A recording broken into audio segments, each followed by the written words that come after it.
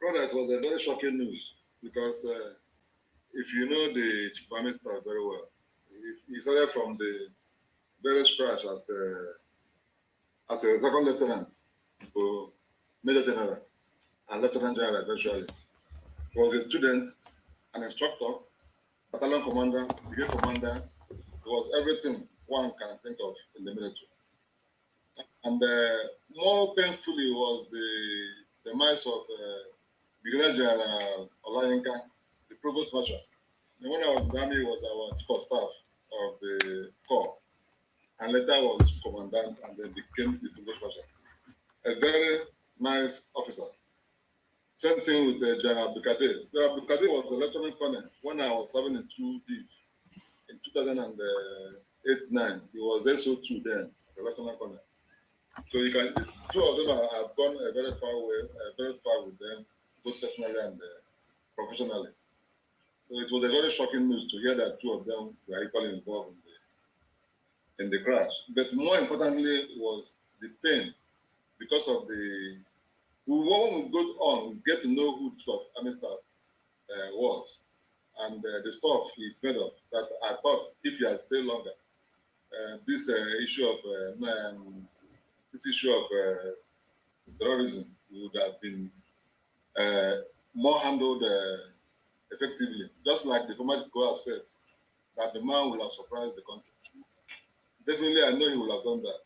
And that is why I'm very pained, because his death, I will tell you, will have a very big impact on the fight against insurgents, because he was there for years with them. At least he has been able to study and know the grounds. So now that he's now giving charge, and for him to now execute his plans, this sad event happened. It's very, very bad. It's just sad. Okay. Well, it's painful that both of you knew people who died in that crash. For us, and for many Nigerians, it's just another statistics. But for you two gentlemen, you knew people in that crash who did not survive.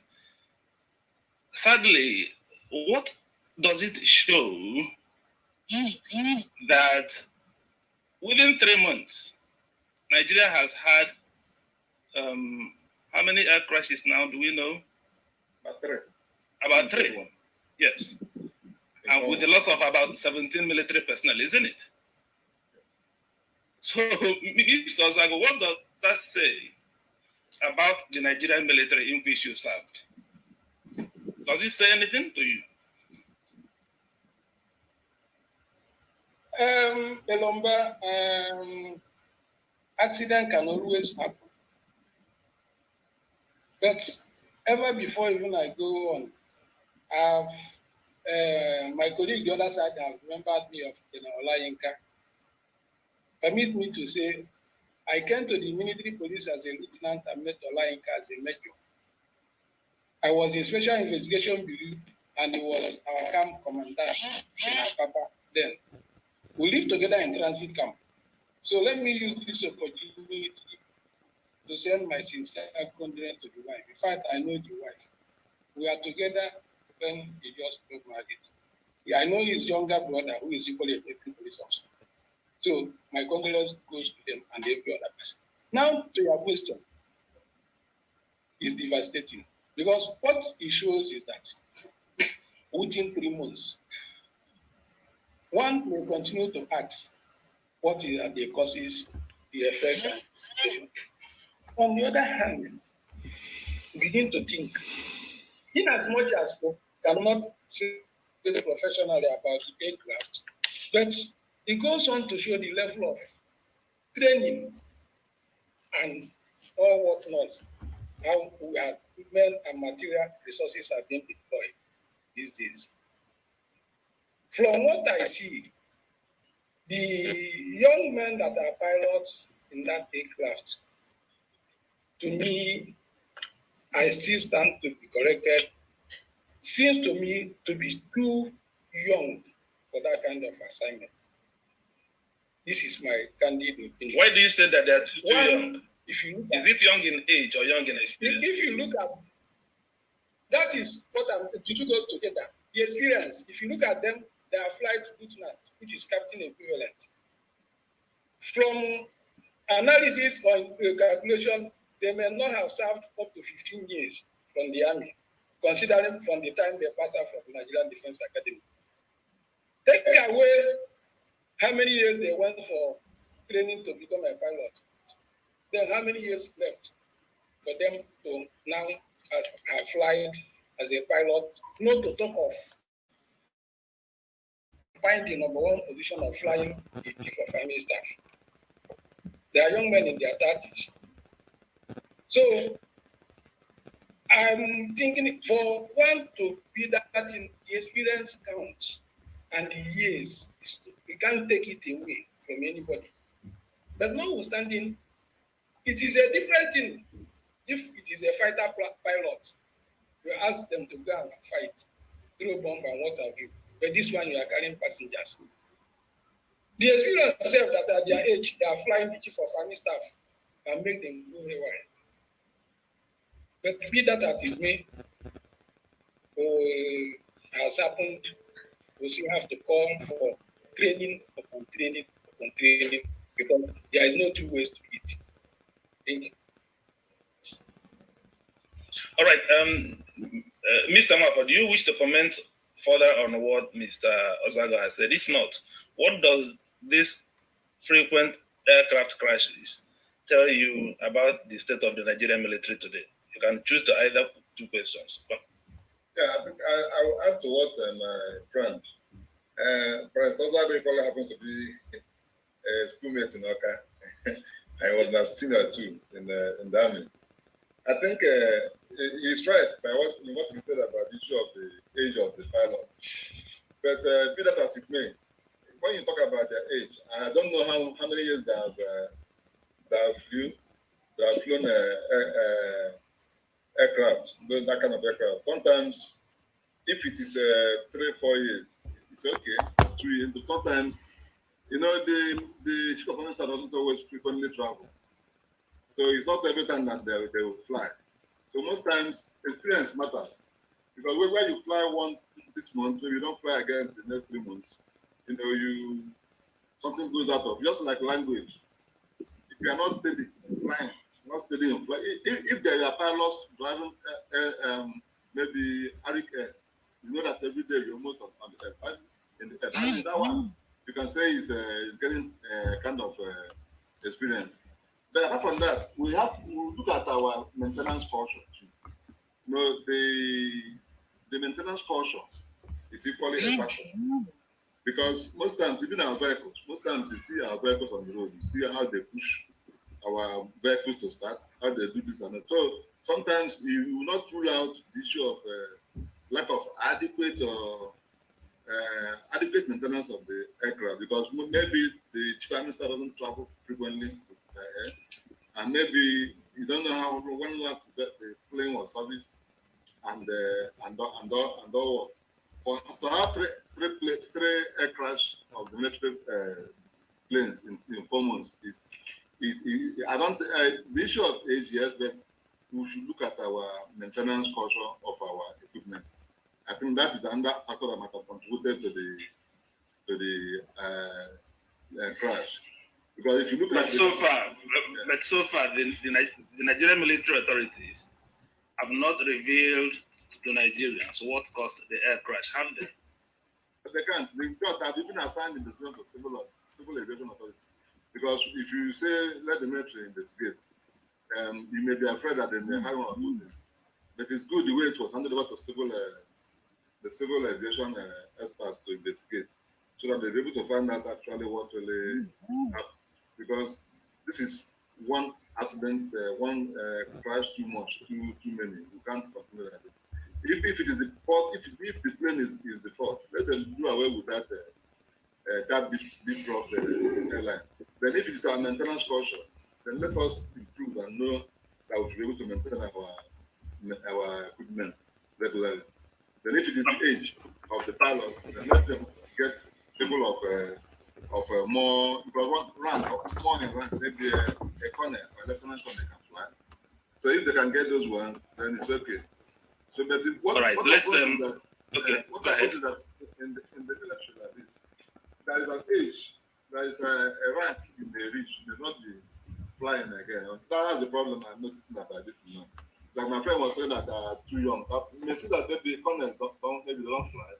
Maybe it's only that rank of captain and major equivalent that fly because of their because when you are already lieutenant colonel or colonel, you have highest responsibility to be in the field or in the offices. So they leave this flying for the younger and early senior officers, the captain majors. So you may not see a colonel flying. It may be an airport, and it may be a pilot, sorry, but he may not be flying again because of other responsibilities given to him. So you are left with these captains and majors to fly. All right, as you are aware, this topic will lead us to the effects of this death on the Nigerian military. So, to move to that area, what type of person is General Atahiru Ibrahim? Mr. Ozago, let's start with you. Fortunately, unfortunately, I've not worked with him directly. But from all I heard, he's a gallant soldier. He was in the theater of operation ever before he became the chief of army staff. And becoming chief of army staff, you can see gallant nature in him and the way to which he interacts, the mark that he's going to make.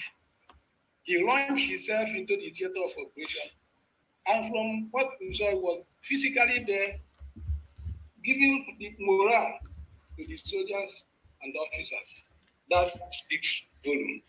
I'm sure to those officers and soldiers who were there that day when he was motivating them, giving them all sort of encouragement, and giving them all manner of assurance that he will be with them and stand with them at all times. When they realize, if they now realize that just 3 weeks this thing happened or thereabout, that today the man who has promised them all this they are doing it is no more, it will speak volume on them. It's bound to one way or the other dampen their morale. And even for the insurgents, the other people that they're trying to win the war, those people, they might have sent a very serious, dangerous signal to them. Look, something must have changed. And it's so. When they hear now that, see what is happening, the man to whom I were all respecting and fearful is gone. Well, you never can tell. There may be growth, insecurity. And those a lot of things to bear. So, all right, let me also ask this question to Mr. Mwafo. Thank you very much, Mr. Zago. 3 years ago, the previous chief of army staff sacked this General Atahiru Ibrahim, the late chief of army staff, from his position as the head of operations against Boko Haram. That time, Nigerians assumed, because the army never really tell you why they take certain action, but Nigerians generally believed that it was because of incompetence and the way Nigerian army were not really making any headway in the fight against Boko Haram. What does it say that just in January this year, the person that was sacked 3 years ago was now appointed by the President Muhammad Buhari to be the chief of army staff? Does it say anything to you, Mr. Mwafo?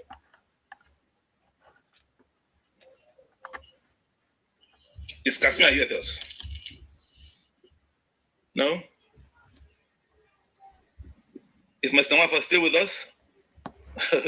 Okay. Let me point out at this point that there are also some previous military officers that I noted in this forum. Just give me one more patience. I'll call on you to speak, but let me interact more with our invited guest today, and then I'll call you up. I see your hands up there. Mr. Ozago, does it say anything that 3 years ago, the person who was sacked was now appointed? Mr. Lomba, I have to collect one information. I will not buy your language and to be sacked.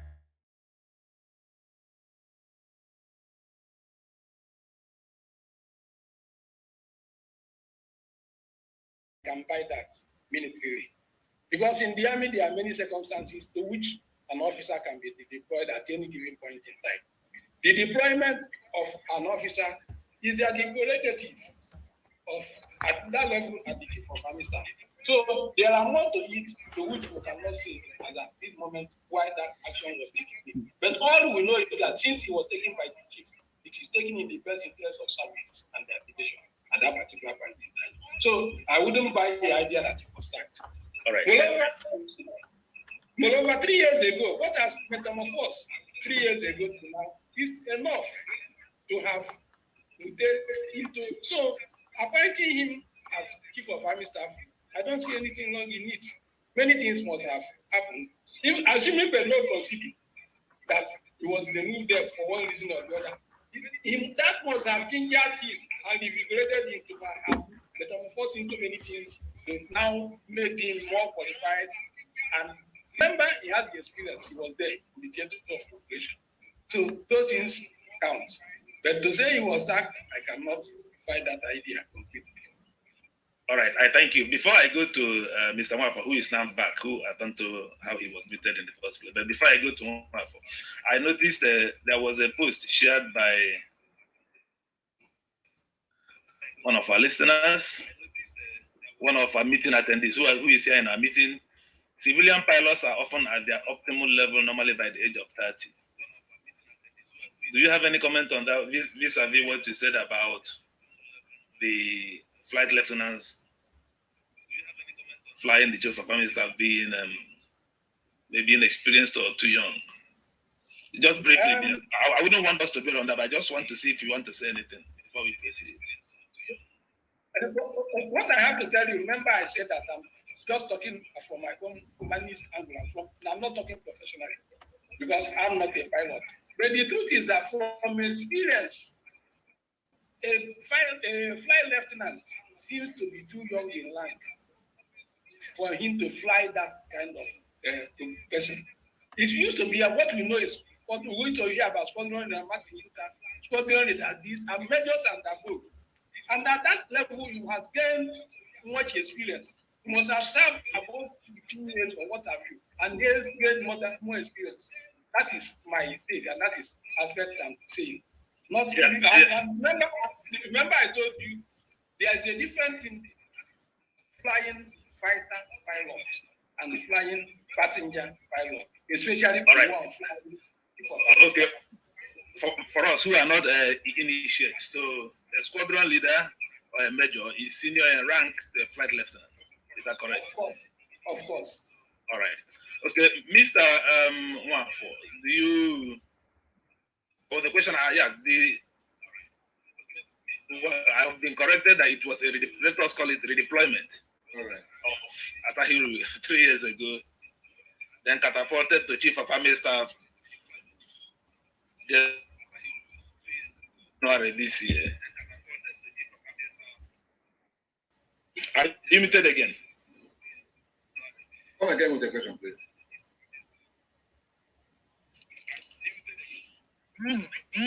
Okay, my question is the Atahiru Ibrahim 3 years ago deployed away from military operations against Boko Haram. I said sacked, but I've since been corrected to say redeployed. But how do you see that? Because if he was redeployed, that means he wasn't competent at that time. That is the way, that is interpretation given to that redeployment by Nigerians. No, it's not incompetent. Sometimes you can be deployed for exigency of it. You can't remain one place for long. I don't know how many years he served there before he was removed. But one thing is that even 1 month, you can be in a place for 1 month, and the next thing you are off because there's something that they want to do somewhere else. This has happened to me on some occasions, where you are posted somewhere within 6 months, does something happen, they take you out again for another assignment. So the military service is not something that you can say you'll be here for 5 years or 1 year. So you can be moved at any time. And the posting did not say he was sacked, it was only deployed. And one thing I will tell you is that if he was sacked, he wouldn't have made the met for army staff because the record will be there. So I will take it that he was mainly deployed. And another thing I will tell you again is that most times, in some of these ships, sometimes, that operation that operation, Dole, and Operation Pulushu, the one in America. Most of the people that handles such responsibilities eventually becomes for us. I don't know why, but because of the high level of eventually become what? Sorry, I didn't get that. Like the former Superman staff was once there was the Joint Task Force and the commander and all that. So most times the level of experience that I've gathered from such areas of operation equally act on the advantage.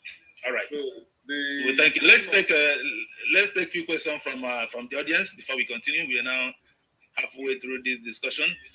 Let's start from Tango Ugochukwu, please, who was also a retired military man. Tango, you can unmute yourself, please.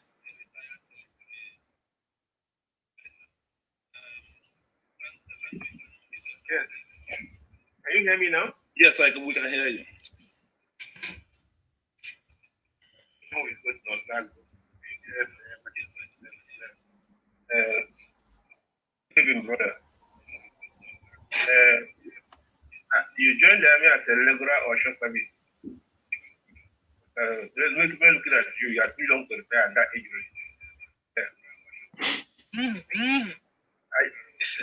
The question I asked him, I left army 82. I started in the same place you mentioned.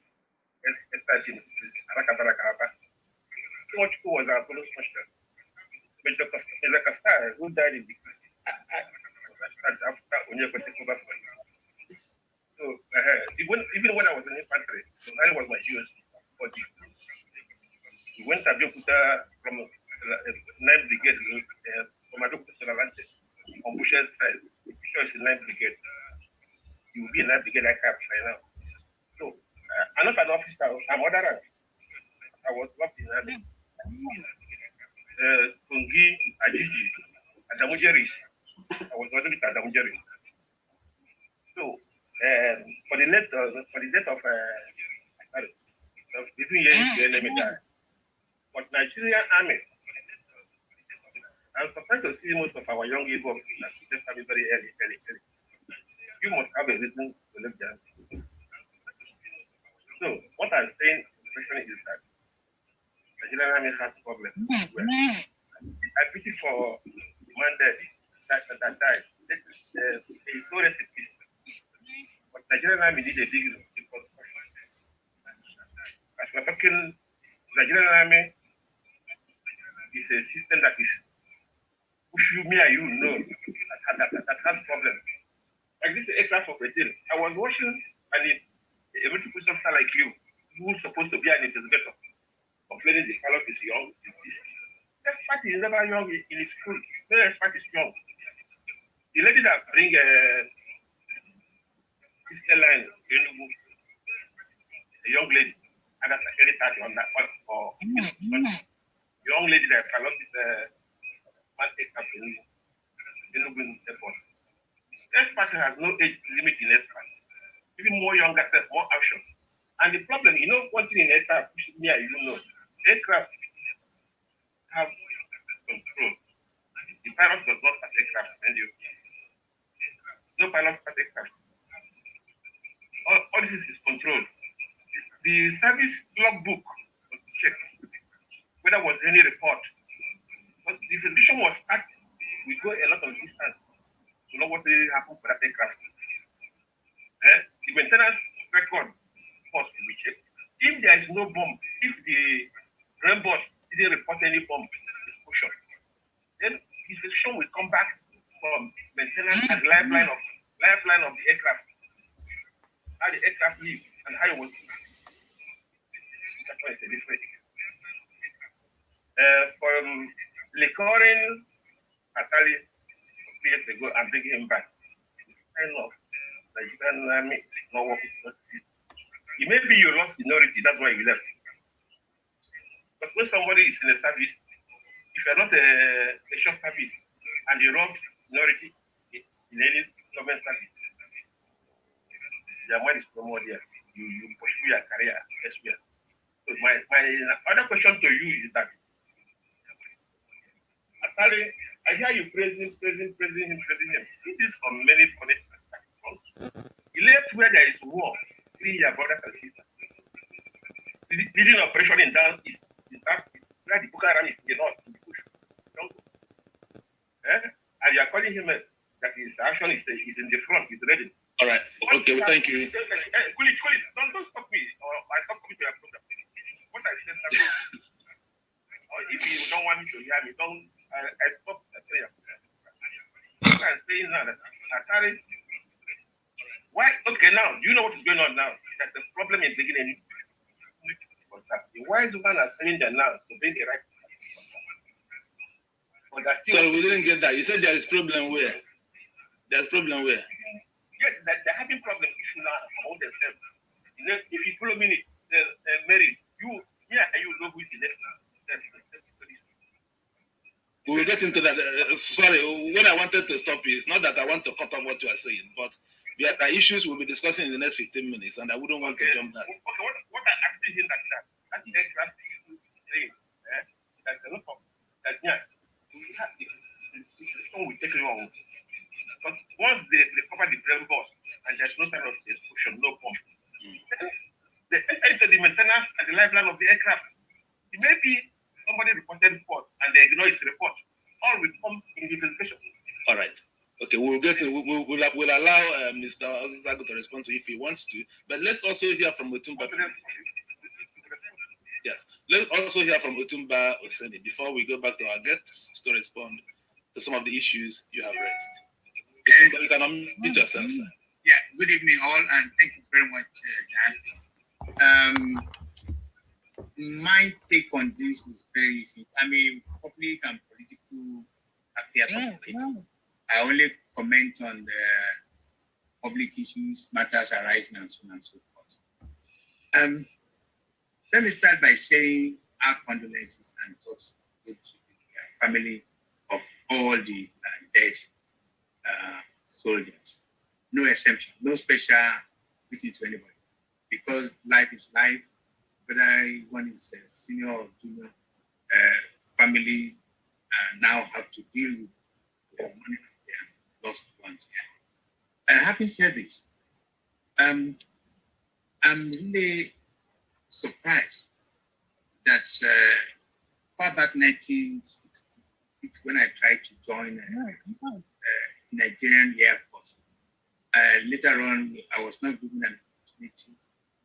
Later on discovered that it's because of army people recruiting have collected money from some people they eventually picked up to serve.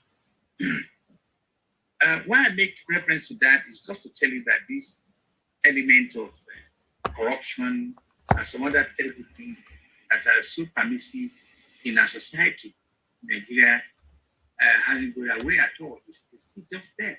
And it's very sad to look at everybody in the face, right from the head of states, most of them, to the smallest person in Nigeria, and we are yet to start to deal with the cause and causes of our problem. In this case, like the Dan said, this is not the first time, second time, third time. I don't want to say it's the fourth time, but I know there's certain three other similar occasions when Nigerian aircraft soldiers were killed, and most of them you trace them back to incompetence, corruption, different kind of stupidity, that you cannot even explain to your children. And I'm also sorry to say, well, it could be part of our presentation today that the soldiers among us here, that if they want to be truthful and be honest with themselves, they will say it's very difficult to start talking about how much corruption is going on in the army. But also, we need to understand that the type of corruption we have in Nigeria is so endemic that you cannot separate it. In fact, somebody is selling pure water is ready to take bribe or to give bribe. And when you look at the huge amount of money that will be earmarked to service the military service in Nigeria, is amount of money that has not been expended in some other countries in the world. as we get nothing. Nigerians get nothing. All this amount of money. Where are those money going? It is also sad to note that the Boko Haram, the terrorists we are trying to fight, have more ammunition, have more capabilities. They even have more capacity. And they've been defeating our army. So I think we should be talking about this kind of problem and not romancing. Whether one was deployed before, one was removed before, but it's all politics of corruption. We go round and round. I also quickly want to run. Yeah, we thank you. We thank you, Tumba. I'll call you up to let's not this point you have just made, because a lot of people feel, Mr. Zagu, to what extent has corruption within the armed forces contributed all these frequent aircraft crashes we've been having? This is not. Okay. Well, can you hear me now? The truth is that, yes, I can hear you. The truth is that, as I earlier said, you can't take away competent capacity and capability out of what has happened. And all those things goes with training. When there are issues with training, that is where the thing begins. In law, you cannot place something on nothing and accept it to stand. When people who are supposed to be well trained, the type of material and exposure you are not giving to them, that will tell at the long run. So one way or the other, all those things are embodiment of what we are seeing or what we are receiving. Corruption, yes. Competence, yes. Capability. Because it is the corruption or what have you that brings up the incompetent, as I told you. Where something is meant for, and those things were not provided as it's supposed to, then they begin to cut corners. And that is what becomes the order of the day. The issues will get this kind of issue.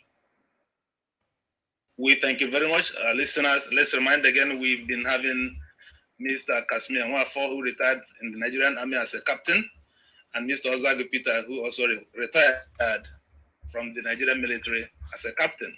Incidentally, both of them now are legal practitioners. And so we're having them here today to discuss this topic, the death of Chief of Army Staff General Atahiru Ibrahim, implications for Nigerian military. Mr. Nwafo, to what extent do you think that corruption has been contributing to these frequent crashes we've been experiencing, that the Nigerian military have been experiencing till date? Corruption, to me, has contributed to a very large extent. You know, when I was talking about, I said that I mentioned about servicing of equipment, We have very poor maintenance culture in the military. You know, we have I was there, and it is still there. We have very, very poor maintenance culture. You may report that this guy is not having fault. Say, manage and go and come back. It's just like what you see in some private, all these public transport people. So we have that problem in the military. It's either that the money is not released, or the money is released and it goes somewhere else. So this is just managing vehicles. And that mentality might have gone to do managing aircraft. You understand? So it is very, very appalling. We have a very big, the other day, about a month ago, before this, he appeared before the House of Reps to answer questions on the equipment that money was released for. And he was saying that it was not under him for him to explain, and other people will explain and that. You know, we'll keep pushing the blame, pointing fingers here and there. So there is a big problem of corruption. You cannot remove it out of the Nigerian army because or Nigerian military because you're all in Nigeria. Okay, let me quickly ask at this point: are we suspecting sabotage at this point, Mr. Ozagu? Because of researching for this subject, I came across some news, though not verified, that some people may be suspecting sabotage. Did you come across that corrupt? If you did you view it as even remotely possible? Mr. Lomba, sincerely speaking, I cannot say answer to that question of sabotage or no sabotage. Because at this level, I can't tell you something that I cannot verify or something I cannot authoritatively say. Of course, So for issue of sabotage, that's what I'm telling you. So issue of sabotage, the investigation is still ongoing, and we'll leave it until such a time that the thing is, has come to the front burner. Then they should be able to establish to us. Because at this point in time, you are bound to hear different stories from different angles, which many may turn out to be another thing at the end of the day. So, okay, Mr. Mafo, I used to do all right. Okay, Mr. Mafo, do you think is it remotely possible? I'm not saying to be sure, but is it remotely possible? I was an investigator in Mongolia, and investigator. Yes, I remember you served in the Nigerian. You served in the Nigerian intelligence, military intelligence. I was in the NSA office. I was in the SRG office. Everything can happen. Anything can happen. If I were to investigate this case, I will put sabotage one. It should be there. You can even put competence, issue of age of driving. You can even put maintenance, servicing equipment. Everything will be on the table. Why? Yes, sabotage one. Why you may say sabotage is the chief of army staff involved in this matter. Since he came in, he took a very aggressive approach to the fight against insurgency. So just last week, just a day before the death or 2 days, that the heat was so much on Chakarao, as we had Chakao. And we had the story that maybe he blew himself or nothing. He has given a very big, he has taken the fight to these baggers in the northeast. And then all of a sudden, there is this issue of go to south, go to southeast. That was a big distraction. That was a very big distraction to the class. That movement to go and start, to go east, to go south, to go west, it was a very big distraction. I don't know how we took it. Then, the military police provost marshal is a no-nonsense man, highly independent. He's not a person you can give any kind of illegal order and follow you. These are officers that are very, very independent. So you can see ruling sabotage. Then another thing is that how we are there treated after their death. Yes, we'll come to that. In fact, let's move into that at this point. I'm saying that this thing yes. can only lead you to issue of sabotage. Because if the cause will die and people with him, and there was the flag flying half mast was just announced yesterday. Nothing was done immediately. No address to the nation that the president. None of them was there at the burial. Not even his state governors. None of them was there at the burial. So when you look at all these things, somebody can tend to assume there is sabotage somewhere, but you're not concluding. I will leave everything to the investigators. I will leave everything to God. Mr. Ozaga, how do you feel as a former military officer? Is it usual for such caliber of the military leaders to die with such bereavement to the nation, and the president and commander-in-chief and the second in command did not attend the burial? I'm not taking your light. You know Nigeria now. I'm not in UK. Oh God. I'm in Nigeria. These are some of the things we are doing. We are trying to cut on the generator. The light is back. Okay, go ahead. These are some of those things we are saying. Corruption or no corruption, confidence and capability. That's what we see every day in, day out in Nigeria. And just as I told you, these are part of Nigerian system, and we just continue to find a way to lead this nation out of all these things, one way or the other, or to reduce it to the barest minimum. That's it.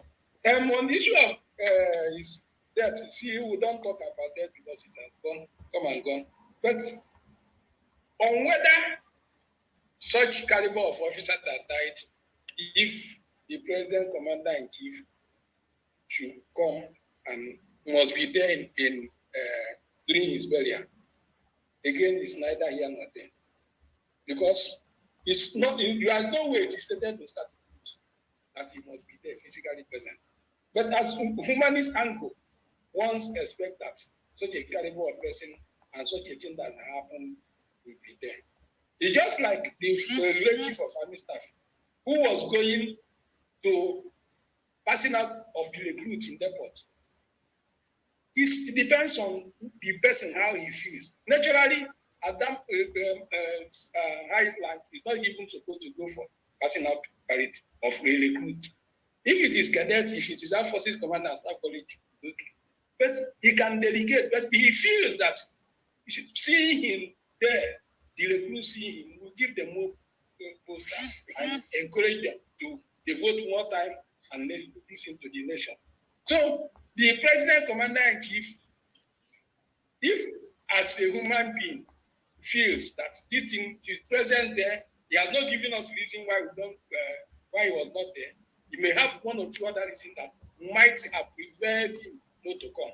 It can be medical reason, it can be some other reason. But he got to know is that he has dedicated somebody, has assigned somebody who was there in the capacity of the president to represent him. So, but on the other hand, as a human being, one have a all right,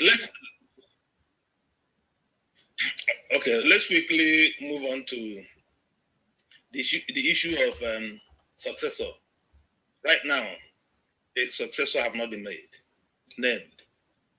Do we have an acting chief of army staff at the moment? Any of you pick up the question, please? We have we have an acting chief of army staff. In the military, we have the chief of plans and chief of policy and plans, Major General Ahanotu. So he's sort of deputy to us in civilian times. So I think he's the one. No, is it that you think? But is it official? He's the one acting. He's the one acting for the guard now. Right now. Yes. Mr. Ozago, what do you say? Again, the choice of language is what I may not concur with. If you say the word acting, I may not completely say that is acting, because for that word acting to come, it must come by, as a lawyer, by way of proclamation or like appointment. And it's the only incumbent on the president, commander in chief to do that. But if you say overseeing the army headquarters and what have you, then I can go by that. Because in the organogram of the army headquarters,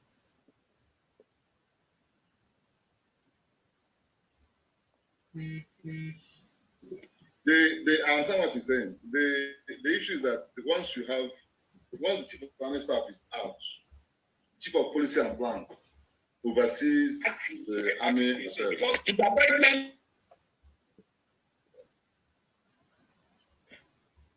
Your network is not being stable now, I think, Mr. Zago.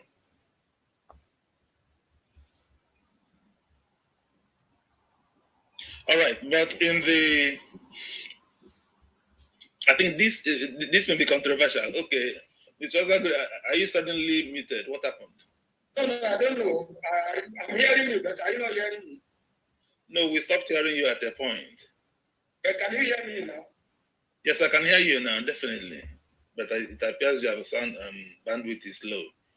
So let's clear this point. Yeah, the chief of army staff is not there. In the absence of the chief of army staff, who will step in to oversee the affairs of the Nigerian military, the army section of it, the affairs of the army? Who should step in? Mr. Mwafo. I've answered that question for you. Oh, okay, yeah. Sorry, you did. Chief of policy and plans, Major. Not. Okay, but right now the president have not confirmed any acting. Okay, who is in the running to succeed the chief of army staff? Do we know? We have 120 major generals in Nigeria. Any of them can be appointed. But who are the likely? Who could be the likely successor? We are talking about likely because we are talking about those who are the senior officers like Major Yusuf, Major AKP, Major Yahaya them. So, but you shouldn't be surprised if the president goes down and pick somebody that is even very far below these people we are mentioning. So it is the prerogative of the president to appoint. So that's why when people mention names like this, I laugh, because it does not hold water. That the president must appoint the most senior, or that he must appoint the most junior. There are things that you check. One is that you cannot be a boss in Nigeria if you have not held command office. If you have not held brigade command, GOC, there are some things they look at, because you are commanding men. You must have had the experience of commanding battalions troops. So those things matter. So those men generals who have not commanded battalions or brigades, or who have not commanded divisions, that maybe that on the other side, they are hardly given to us. So you have to dance around those people who have gotten this experience I'm talking about. Okay, Mr. Ozag, what do you say on this issue? Just as one for us, right? You see, the thing goes by regulation, but it's not cast in stone that it must be. Okay, if you take for example, when Lieutenant General Butai was doing, it was not the immediate junior to him that was appointed. The president went down and appointed some people. So, and just as I normally say, it is this appointment is solely on the prerogative of Mr. President, as the enforcing act has stated, Section 18, on the consultation with the Chief of Defense Staff. But it's so in doing so, there are certain things you put into consideration. The caliber of the officer, in the first instance, the certain books provide that he must be of a regular combatant commission, and he must be of a major general as the case may be, must have attained certain so and so command experience and what have you. So all those things are what is in the front burner to come out to now painstakingly choose who among the best will emerge out to be the decent. Moreover, it is the God that crowns everything. So a lot of things at stake. It's not something. It's not a permutation issue of one. We see that it is also a total issue. So, all right. Well, thank you. Let's take a question from Mazi HTM Okoye, please. Can you unmute yourself? Yeah, thank you, Daniel. Thank you for the opportunity. This is a question that is related, but a bit, I'll go for a tangent. But it's a question of whether the military, with what is going on in Nigeria, get to a certain point that they then come and take over power, like we have in Niger. Is that possible?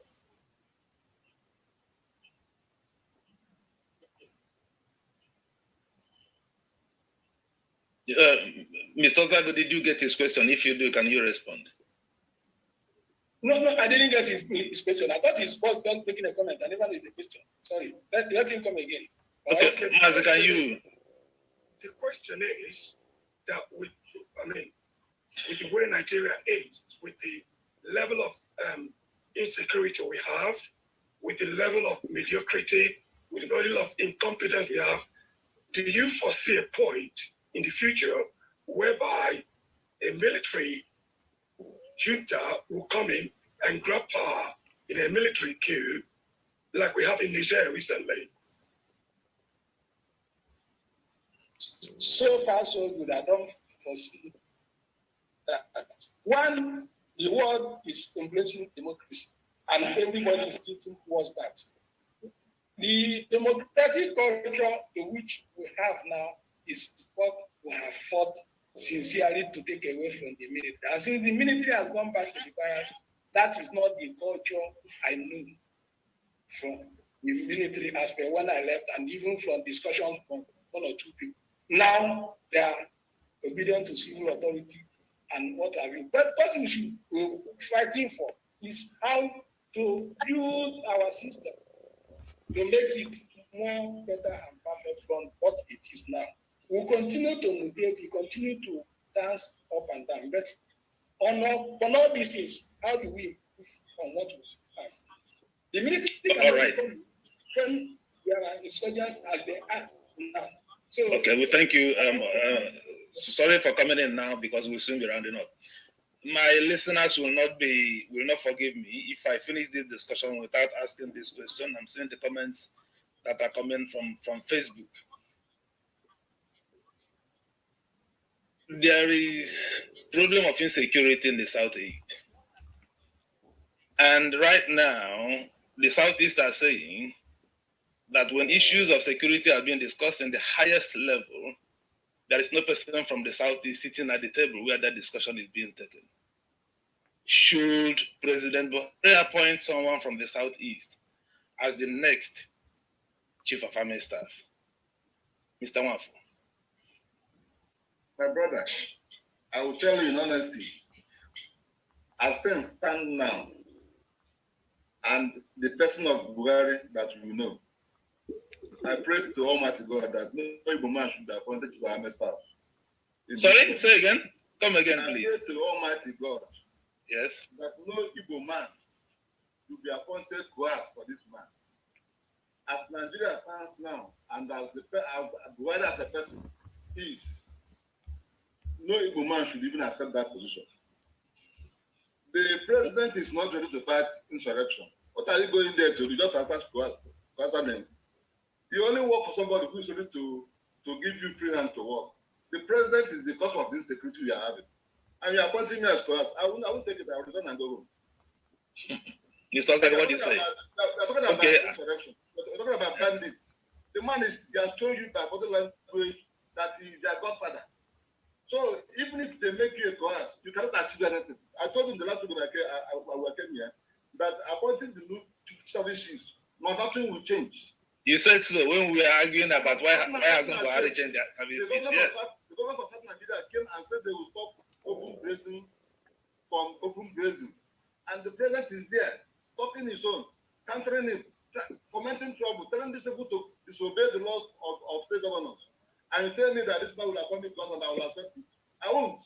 So any sensible Igbo man who is in the army should please resign immediately is appointed to us because he will be a failure.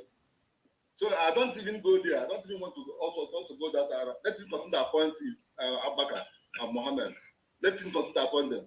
Let no Igbo man go there and swallow his hand because he will fail. The president you have cannot allow you to succeed as a service chief. Thank you. All right. Mr. Osaka, what do you say to that question? Remember, this is a national issue. But I need to say that as Shakespeare will say, there is no act of finding the man's construction on the face. You never can say what a human being can do at any given point in time. It's not arithmetic that 1 + 1 must be 2. This country belongs to all of us. If an Igbo man is given opportunity to be the coerce, I will advise him to take it. He never can take. He may go there and make a change. You don't chicken out because of hearsay or something, certain thing that is that is happening. I don't know why we started with a very good network. And network. If I see things, I may tend to differ with. So what I'm saying now, on this aspect, I may tend to differ with my colleague, Kashmir wife. If any woman is appointed, given the opportunity, it's a privilege. It's not a right. It's the president commander-in-chief that appoints. Let him go, accept it. He never can tell. He may make a change. And that may everything through him, everything may be solved and sorted out. It has happened in certain instances, and it may not fail to happen this time around. Thank you. All right. I have a question from a member of the audience who is in the meeting. He said, it has been reported from disgruntled service officers that the failure to apply the normal conventions in terms of length of service that should have applied has created an unhealthy bottleneck. Is it normal? That is one. I don't know whether do you agree with what I've read? If not, do you agree with that assertion? I agree with what you said. But let me hear your question. He said that it has been reported from disgruntled service chiefs that the failure to apply normal conventions in terms of length of service that should have applied has created an unhealthy bottleneck in the Nigerian military. Quickly, please, our time is running up. Do you agree? I concur. Do you know concur? why? Thank you. Yeah, why it is so? Why it is so? If you look at the top is now heavy. In the army today, we may have, if I tell you, we have up to 130 major generals, you may be surprised. That is the second point from the questionnaire. The second question is it normal for the Nigerian army to have 67 or more major generals and 60 brigadier generals? Is it normal? That question cannot be answered yes or no, because promotion and what have you depends on the strength and capability. So it's not stereotyped, it's not edged in granite, neither is it cast in stone that it must be so and so. As the nation grows, in the years past, they may not be able to use it as the case may be. But as we continue to grow and expand, there will be need for such a thing to come. Then people are promoted to occupy various places. But what I'm saying is that as they are promoting, let them equally watch the people coming behind so that everything will be balanced and do not allow the top to be stagnant. All right, well, thank you. Mr. Wafa, please, the 2 points here. Yeah. I quite agree that the overstay of service chief, this issue of extension. You know, when the former one before the disease was Brata was there, they kept renewing. I will tell you, I don't think it occurred well with most of the senior officers, because as he was on the seat, they were retiring those who were even the junior, and I don't think it was a good thing for the military, because what we are told is that in every 3 courses, at least every course, there's probably that they produce one for us. So many courses did not produce for us in their time during that era. Then on the issue of number of generals, I don't think there's any particular number that is high or low. In short, by if we are to go by the international standard of army ranking and everything, we will even have more than 50. We have about 9 lieutenant generals. Okay, because we are still growing. Mr. Wafa, thank you very much. I'm sorry for my interjection because we have very few minutes remaining for this program. So let's quickly take the last 2 questions from Njanja Media and Otumba Hosseini. First, Otumba Hosseini, 1 minute, please. Can you unmute yourself, sir? Oh, yeah. Thank you. Well, it's just a quick one. And it goes with the observation of the president not present and the funeral of these Nigerian soldiers that died. It shows also clearly the kind of people we are. It's here because the president is a replica of most Nigerians. It's just that we only want to be in power, but we do not want to exercise power to serve the people.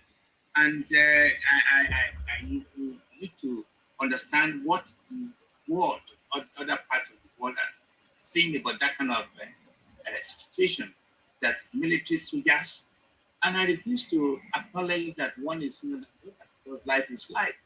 Yes, in real life, the junior will take order from the senior. But as it is now, we lost 11 capable people in service. And our president, instead of going there, chose to go to the wedding ceremony. It shows how low, how stupid, I'm sorry to use that word, we are in Nigeria. Thank you. All right, thank you. 1 minute. Thank you very much. Njanja Media, please. Yeah, thank you very much, Elumba, for having me. My my comment actually goes to support what someone said, that if a service chief should be offered to someone from the southeast, that should be rejected. And I think I tend to agree with that sentiment. I mean, obviously, we've basically been on the sideline for the past 6 years, and the mess is getting messier every single day. And, without being fearful of being dragged into something that you basically knew nothing about, But again, that's the sentiment. On the other hand, equally, as you rightly pointed out, people could actually argue that when you now refuse that, not to take part, it would then be akin to what later Moshood Abiola was always say that akin to shaving people's head in their absence. That means decisions. That's why we might see what is happening in the southeast today, where militarization of the region is currently occurring. Maybe one could argue could that be as a result of us not being in that table where a decision is being made? Thank you. Well, thank you. Finally, to Tango, before we go back to our guests for their final conclusion. Tango, what's your quick comment, please? 1 minute. Can you unmute yourself, Mr. Gochuko, please? Am I on mute now? Yes. Are you hearing me? Yeah. I will defend the president for not going the barrier. But if the security report then he should not go, he should not go. The president, I did it before. If the president or a senior man wants to go to the state and report on that place to go there, he will not move. But he will sign the security report. And the other one about appointing woman as we are playing Game of Thrones now. It's up everywhere. Most of this mistrust. That's the problem we have. And we continue bringing the wrong people at the right job. We're not talking of merit again. Merit in the army. Or merit in Nigeria. Who no man who will appoint. Even a politician can delay an officer. Even in police. I have a brother who is a businessman. A big man in my town telling he will not be promoted and he wanted to bend down on the camera and bury the man. So this is the type of Nigeria we are. That's why we go up to fight this injustice. They're not radical. I'm not at my age as it's sport. I cannot be a radical at this stage. But we are fighting injustice. Nigeria's situation doesn't need more pretenders.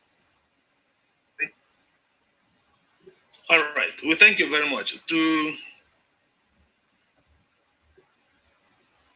Thank you very much, our listeners. Let's go back to our guests, please. Our topic is the death of the Chief of Army Staff. What is the implication on the Nigerian military? To sum up, Mr. Nwafo, what would you say will be the effect on the Nigerian military as a whole, the death of the Chief of Army Staff? Like I said, it has already started affecting impact negatively on the fight against the insurgency that the former class was geared towards fighting before all this issue of Southeast South distraction taking up. And now that it's not there, you will see politics. They're lobbying for class, lobbying. So things should be at so for some time now, things should be at low level because people are not doing their job. They're busy making phone calls, visiting and other things. So you see the work will slow down a bit until you get the next class. And another thing is that you just came in January this year, and maybe some appointments have been made. Some who are appointed may be afraid now they are not even going to do. Once the new class comes, they will do the appointment. So there is a kind of instability in the army for now until there is a class. Then we will now try to stabilize things. But no matter how you look at it, as long as there is no head, even when there is a overseer, there is not much he can do because even himself will be trying to be careful. But he doesn't know that it is the person that is going to deal with tomorrow will appoint the class. So I think the earlier they appoint the class, the better for the army. But to me, it is slowing down things in the service. Now that you have raised this topic, isn't it shocking? What should it take 24 hours to appoint a replacement? Yes. Especially with the state of insecurity Nigeria is experiencing. Should it take more than 24 hours to appoint a replacement Chief of Army Staff? Well, because of the nature of the death, if the man was sick and then from sickness he died, they can immediately, but because of the way the death came, but even at that, if it were head of state, but if head of state, they have their own constitutional provision of take it over. Just like when you are doing Anyway, but in that, okay. you don't have it like that. The head of state has Okay. to look at the nominees. Excuse me. You will look at nominees and look at their background. So it takes time. And you know our All president. right. So thank you. Our time is almost up. Please, sorry. Mr. Ozago, your summation. What is the effect on? What could be the effect on the Nigerian military? The sudden death of the chief of army staff. It's not only on Nigerian military, but the effect on the entire quality Nigeria. The effect is that there are going to be a growth of insecurity. And insecurity leads to many things. If I tell you what has happened within from Saturday that this thing happened on Friday, many things, as I'm talking to you, the news I received from my village in Iwolowe was that the police station there was attacked by unknown gunmen. Police people killed, the police station was bombed.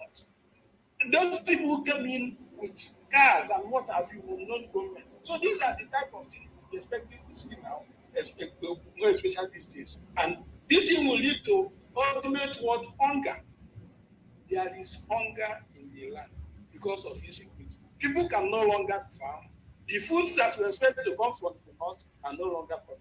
Those who are from the east, you don't see them. Those who are from the other side, and disease continue. The atmosphere is not conducive to anything. On a final note, I will apply that the earlier the new chief is appointed, the better it will be for all of us, because that will douse the temple.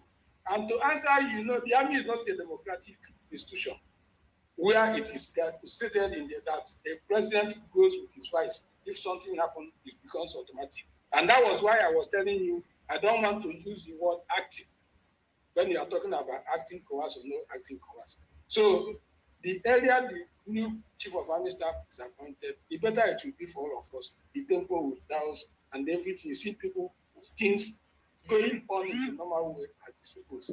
I thank you, Mr. Lomba, for this opportunity. I thank you very much, Mr. Peter Ozago Esquire, a retired captain in the Nigerian military and now a legal practitioner. Thank you for being with us tonight.